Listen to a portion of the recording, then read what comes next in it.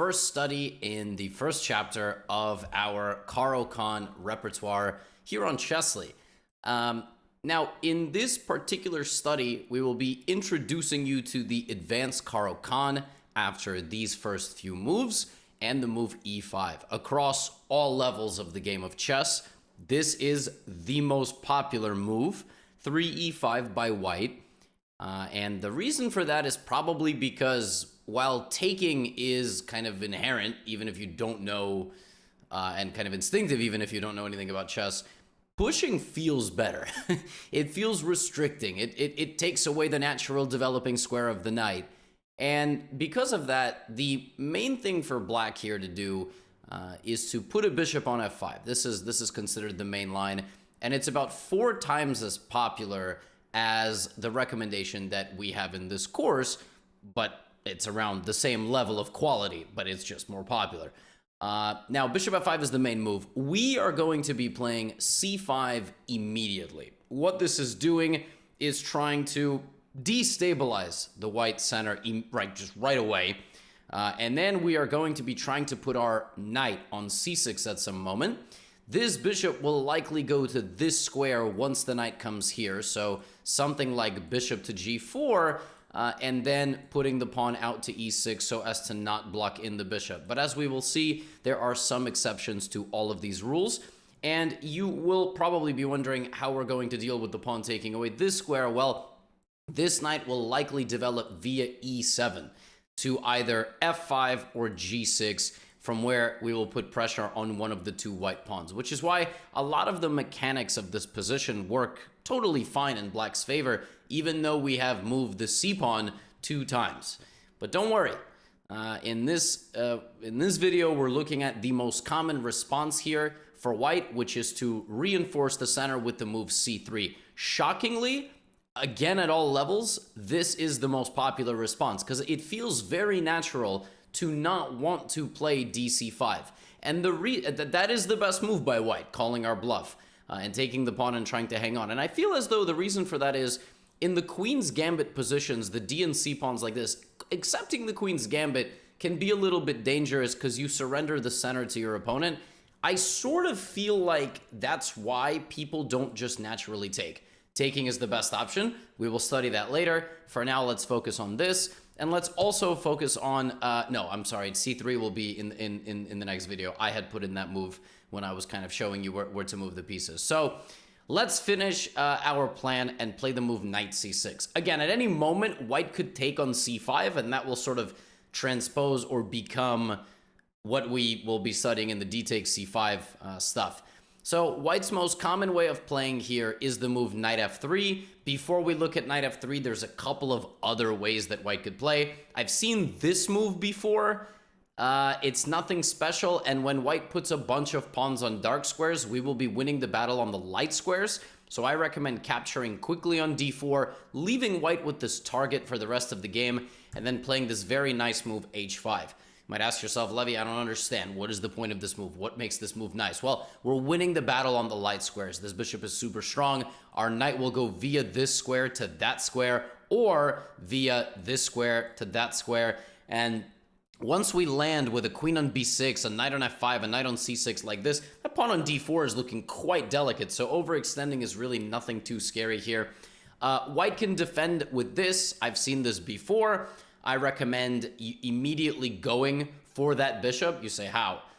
With the move knight h6. If you forget, then you can take and then play knight h6. But this is a very unique idea, and the point is we're going there and we're trying to get to that bishop as fast as possible. We are absolutely unconcerned about this. You will see this theme throughout our Caro-Kann positions. We just get the bishop pair, and considering that they have put a bunch of pawns on dark squares, they have lost a key dark square defender, so we can use this file. We can even make moves like rook to g4 in the future, hitting this pawn. That pawn is dead, and if that center falls apart, we'll be winning several pawns and running home from the arcade with a nice stuffed animal. So yeah, bishop e3 is nothing scary. This move does happen. This move even sometimes happens back here. Yeah, bishop b5 is nothing, but it does get played. What I would recommend there is that there's a handful of different variations where you can force this exchange. For instance, queen a5, Queen a5 hits the bishop and pins the pawn like this. And what you need to be a little bit careful about when white trades the light squared bishop on c6, you need to be a little bit careful about this diagonal to your king. But seeing as though we have a queen there, that's not really a problem. And you need to not take on d4 too early. It's okay to have these pawns here and wait to see what white does. The variation that I've included looks like this, but if you forget and let's say you play something along the lines of a6, the reason why I'm saying you need to just wait a little bit to take on d4 is because the white knight can arrive on d4. We want the pawn on d4, so it's a target. But if the knight can arrive on d4, this is a totally different story. So keep that pawn there for a little bit, finish your development, make sure that pawn has good protection. And even if it doesn't, if white takes, that pawn is destabilized. We're just trying to break apart that center before we start winning it back.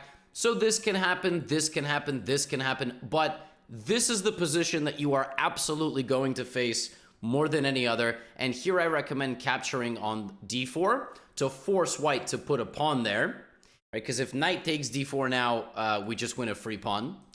And now we play this move. And from this point forward, white's entire center stability is under attack. So right now, we have an idea to take and take. However, I want you to be very careful with how you do this. There are some positions where you can accidentally run into serious trouble because this diagonal is very vulnerable. And this is the best example that I can give you. For example, if you play knight takes d4 in this position, you lose the game. You think this. That actually doesn't even work because if you take, this check happens and you have to block like this. So this is the first study, the first video. I have to give you this warning. You must be careful of the checks on that diagonal. You cannot rush. Okay, we have to block, then we're going to lose the bishop. And also, not to mention, there is this, which hits this and x-rays both of these pieces. It's just bad news. So we lose. So the idea is to slowly build up with e6, the knight, and then capture. And the main line of this chapter looks something like this.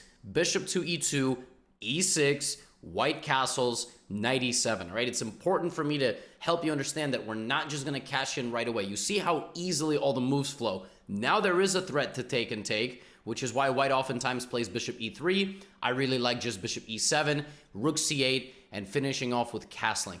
One of the most common lines that happens here is something like this, and then we take, and then get rid of this bishop with the move bishop g5. And from here, black is winning about 65–70% of the time. It's one of the only openings where black has such a monster win rate, because when this trade happens, this pawn is just very delicate. We will take over the c file a little bit later. You can also use this break f6, very important pawn break, to try to bring your rooks into the game on the f file. And that is how you play this very common variation in the c5 Caro. You are going to face this more than anything else, so you must learn how to get a good French defense. It's called a good French defense because this pawn structure with the open light squared bishop does not happen very often in the French defense being e4, e6, d4, d5. You can kind of already see the bishop is stuck. But if white plays the way they do in this particular study, our bishop is getting out. And even though we get that good structure, the bishop is outside of the pawn chain. So this is how you play the good French defense in the Caro-Kann. And welcome to the course.